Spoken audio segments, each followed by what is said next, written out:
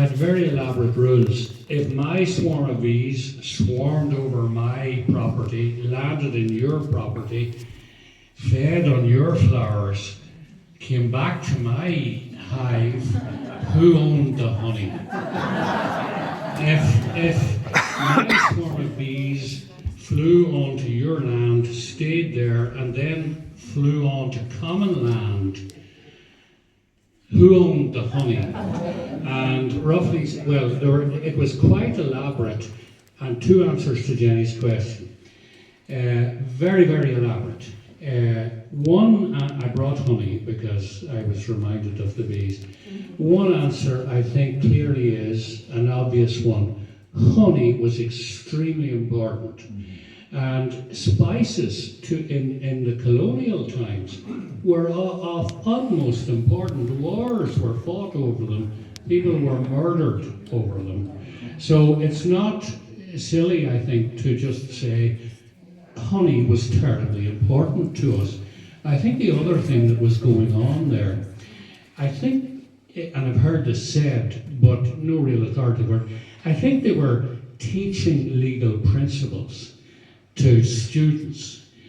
Now, if the bees were my bees, flew over your property, stopped in your property, took some nectar from your flower, flew over the next hedge, took some nectar from there, flew back to my property, what way are we going to deal with this?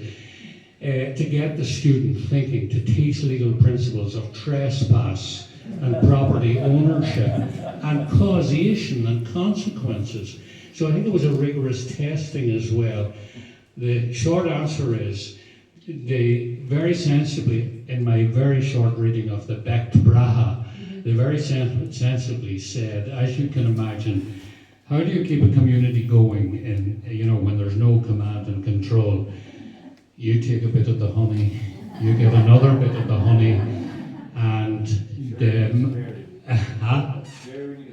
sharing is caring. And maybe the beekeeper gets a wee bit more of the honey than the rest of you. So always they were trying to keep everybody on board. You couldn't keep them in prison. Shunning seems to be the big method in Indigenous society.